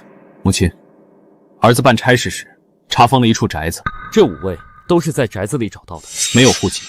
审问之下，说是二弟养的外室，特来确认。还有，二爷，你说好给我们上户籍的，不能说话不算话呀！二爷，我肚子里可怀着您的骨肉啊！您说过又让的赏与你们要让我进府的，你究竟用我的银子养着多少女人？好你个裴彻，逛青楼还不够，还在外头养外室，一养就是5个。母亲，此事虽不会定罪，但传出去对国公府名声不好。5位女子送荆州府，二弟如何处置？您定夺。裴彻从今日起滚去关外寒山苦读，考不出名堂，永远不许回国公府。母亲饶命！那地方冰天雪地，去了会死人的。那就死在外面，省得丢我国公府的脸。桑宁，你帮我说说话。她是你长嫂，你不是我的桑宁，我的桑宁不会这般对我。你编排姐姐，随意打骂下人，哪儿还有半分侯府夫人风范？以后不准离开院子半步。都回府吧。我把他们藏得那么隐蔽，裴如眼为何这般容易找到？是啊，所有人都不知道裴彻养了外室，裴如眼如何精准找到？除非沈桑宁也是重生的。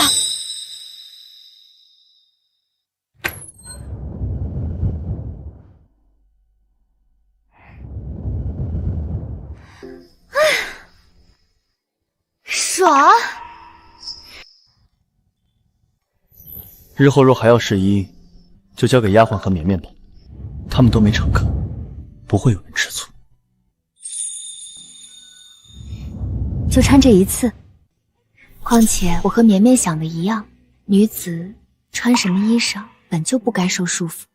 若有人因此起了歹心，该惩治的是那些起了歹心的人。那夫妻之间起了歹心，也要惩治吗？要。但我甘愿被夫人惩治。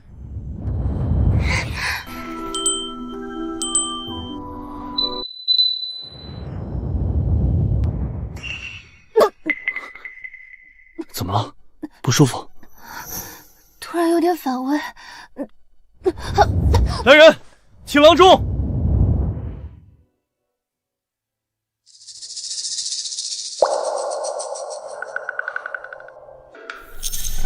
恭喜夫人，贺喜夫人，这是喜脉。我怀孕了。好，老天保佑，我宁国公府有后了。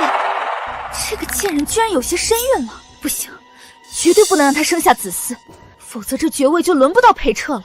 那我坚守在这裴府还有什么意义？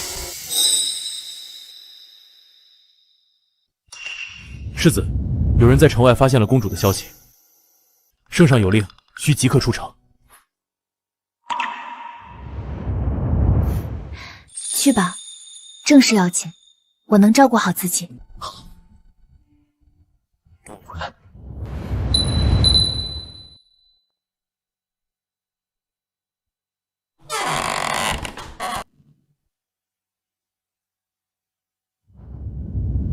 这几日你回家住几天吧。母亲为何突然让我走？车儿被送走后，雨落也回了娘家。我这几日也要照看桑宁，难免冷落了你。你一个人在这儿，不如回家陪陪父母。老太婆这是防着我呢，分明是怕我在这儿会害沈桑宁腹中的胎儿吧。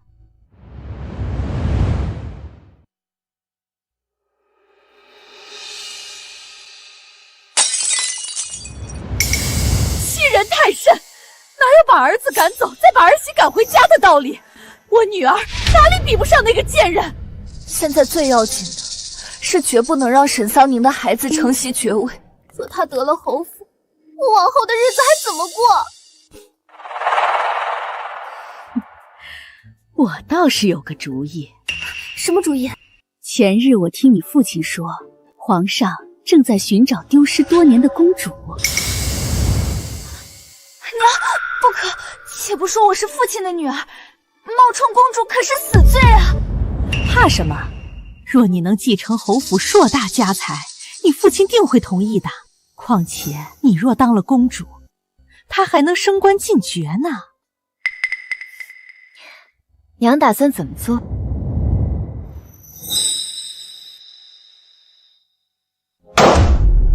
什么？让妙仪去与圣上认亲？老爷，这可是千载难逢的机会啊！可是，这万一被发现是假的？传闻公主和她生母早在10几年前就死于鹤灾了。若我们放出假消息，妙仪就是公主，有谁能证明是假的呢？对，富贵险中求。若妙仪成了公主，别说整个裴府的家财归我们，往后我也是皇亲国戚了。裴如言已经奉命寻公主下落，我可趁此机会放出假消息，届时再托关系从宫中买公主的生辰八字和信物，一切便成了。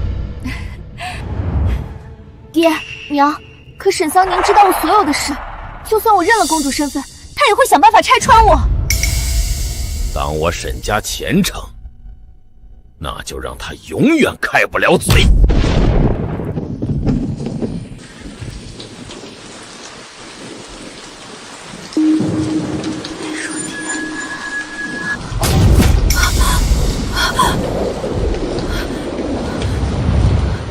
司令，司令，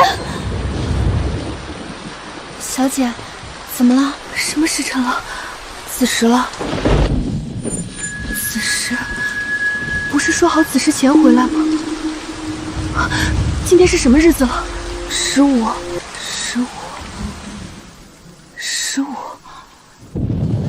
前世他就是今天死的。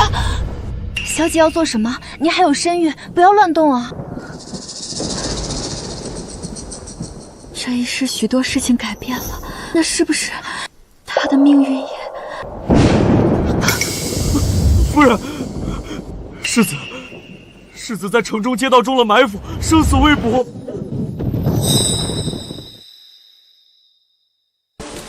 裴如环，裴如环！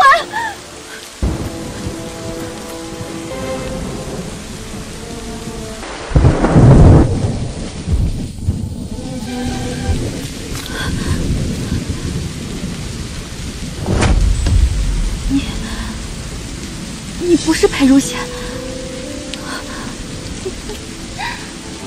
他当然不是，不然怎么骗你出来呢？你想杀我，是又如何？你以为我不知道？你也重生了。你拼了命怀上裴如眼的孩子，不就是想等他死后承袭爵位，安稳过完后半生吗？可我偏不让你如愿。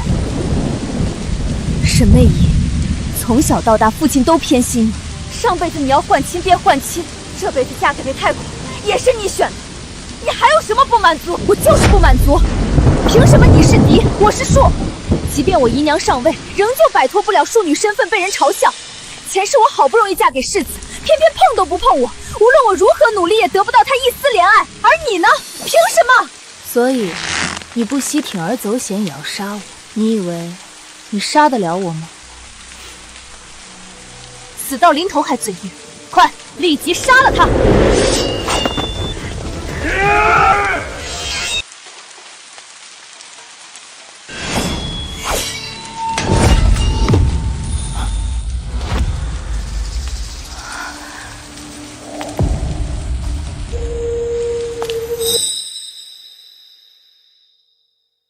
裴如言，你不是死了吗？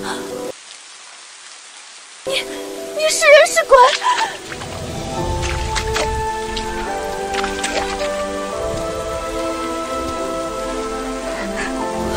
不可能！你不是已经被我埋伏杀了吗？你受伤了。我回城时中了埋伏，多亏你当初为我穿上软甲，这才逃过一劫。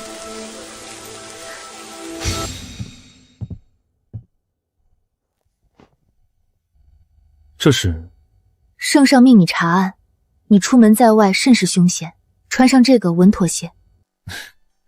只是查公主下落而已，何来凶险？让你穿就穿，怎的这般啰嗦？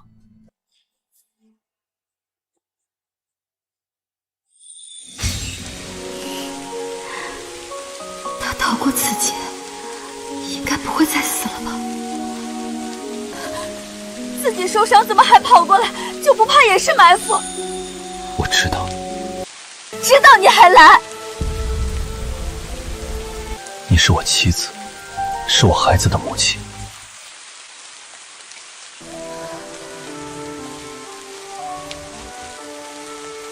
刚才的话我都听见了。原来你一直不肯告诉我你的事，是因为重生的秘密。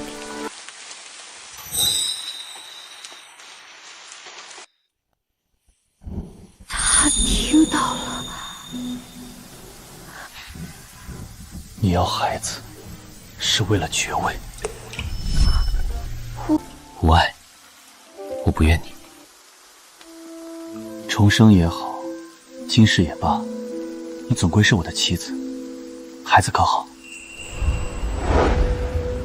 你不生气？为何要生气？你有你的立场，我不强求。不是的，其实我……好一对浓情蜜意的鸳鸯，这么恩爱，那就送你们一起上黄泉路！给我杀，一个不留！他们是谁？怎么会在这儿？你以为世子会毫无准备的离开吗？什么意思？世子早就猜到你心思歹毒，所以走之前，特意给我留了一对身手最好的精兵。就算他逃过埋伏又怎么样？他受了重伤，今晚必须死。前世就是这样，你知道的。他是个短命鬼。闭嘴！他不会死，我来了就不会让他死。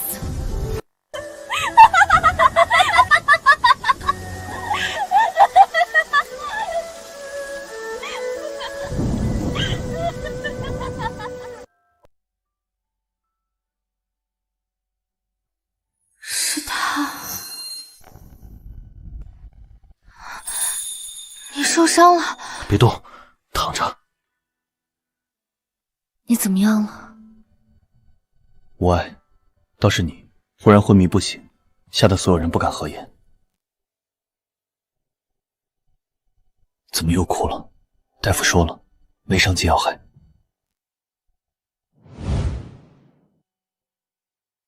歇息几日便好。我还以为你……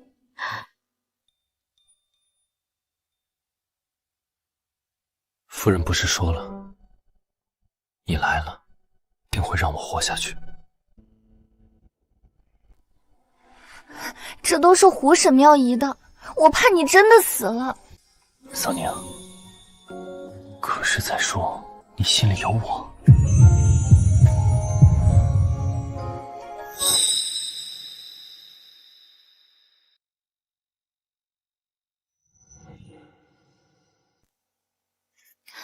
这还用说吗？你是我夫君，是我孩子的父亲。我其实早就什么？早就喜欢你，满意了吧？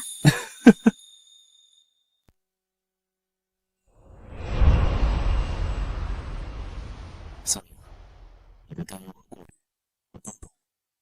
我跟你郑重承诺，从今往后，我定会好好保护你，也会好好珍惜我这条命，再也不让你害怕。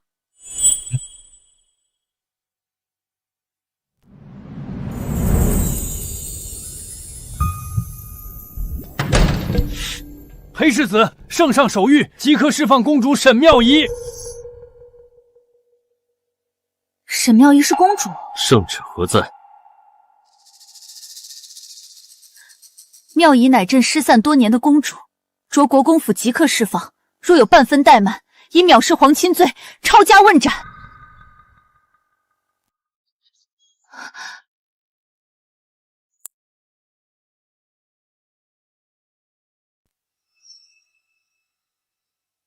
亲，母亲。公主如今是金枝玉叶，臣可担不起这声父亲。父皇，女儿妙迟见过父皇。好孩子，朕总算找到你了。说起来，此事沈爱卿居功甚伟，若非他向宗人府提供你的生辰八字和信物，朕竟不知道自己的亲生骨肉就在身边。求父皇为儿臣做主啊！裴如眼夫妇知道儿臣身份后，怕虐待我的事情传出去，便在昨夜设下埋伏。若不是儿臣命大，早就死在他们刀下了。世子夫人，你们好大的胆子！我可怜的妙仪呀，若非皇室护佑，恐怕早已死于非命。不可能，沈妙仪出生在沈家，怎么可能是皇家血脉？来人啊，将裴世子和世子夫人拿下！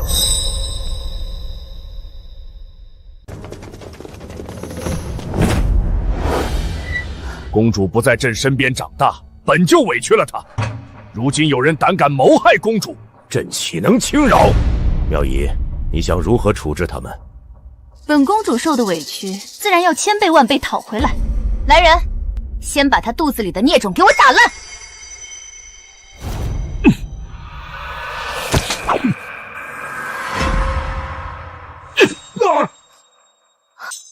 裴如言，你要造反！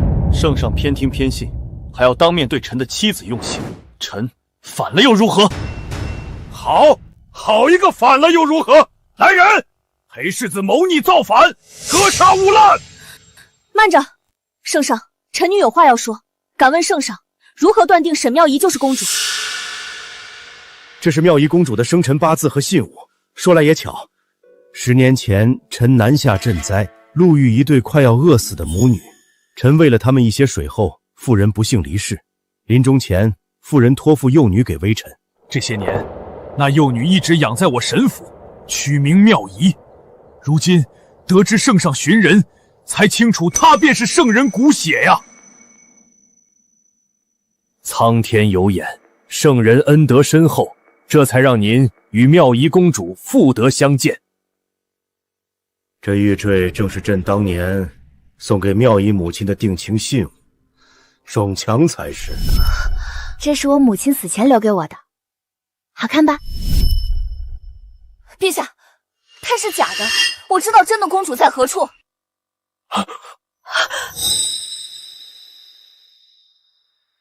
嫂嫂，你叫我来，是不是又有新奇好玩的啦？臣女叩见皇上。绵绵，我记得你说身上的玉坠是你生母留下的。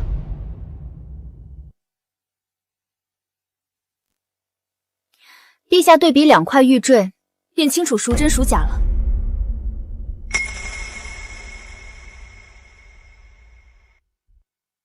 这是朕当年亲手刻的，世上仅此一对。你母亲可是姓微生，名为若若。孩子，你母亲葬在何处？孩子，我是你父皇啊！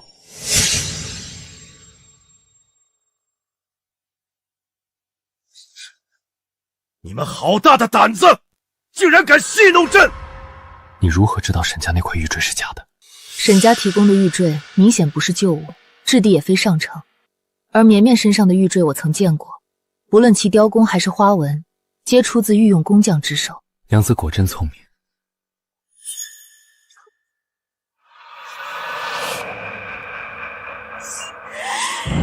去死吧！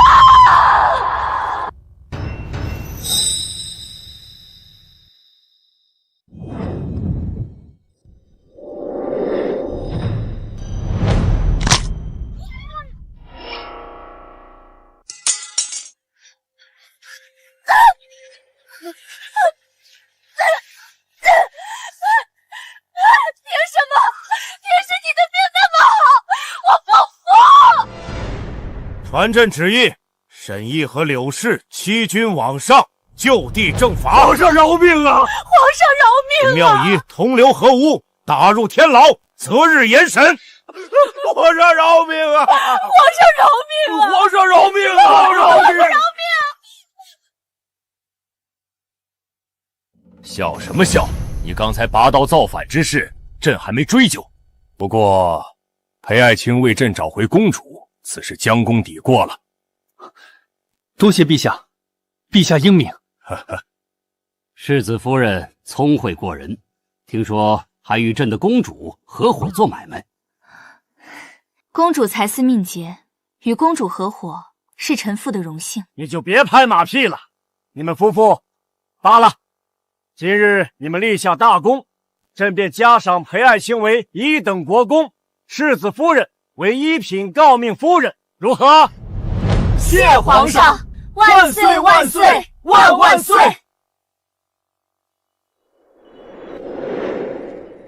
前世今生，兜兜转转，我又成了诰命夫人。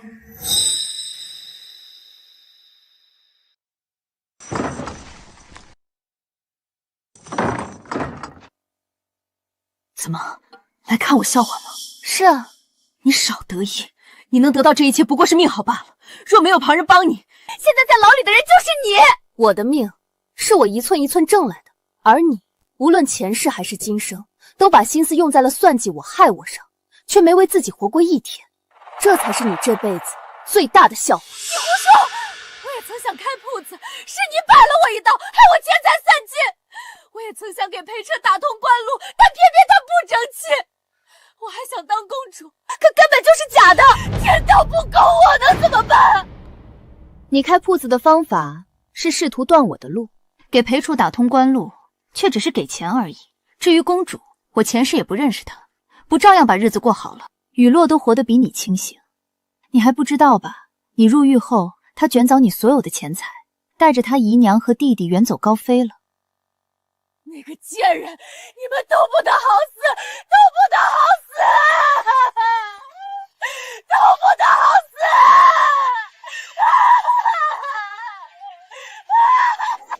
不借他人之光，不靠他人救赎。我们女人啊，做自己命运的主宰，才能活得漂亮。锦绣庄第17家铺子开张了，大家里面请呀！是吧？娘亲，慧儿，不是叫你在家等娘亲吗？慧儿说想娘娘了，我也想娘子了。买卖总有忙不完的，不如先回家。回家做什么？慧儿说想要弟弟，我们再生一个。大白天的说什么混话？阿爹阿娘，羞羞。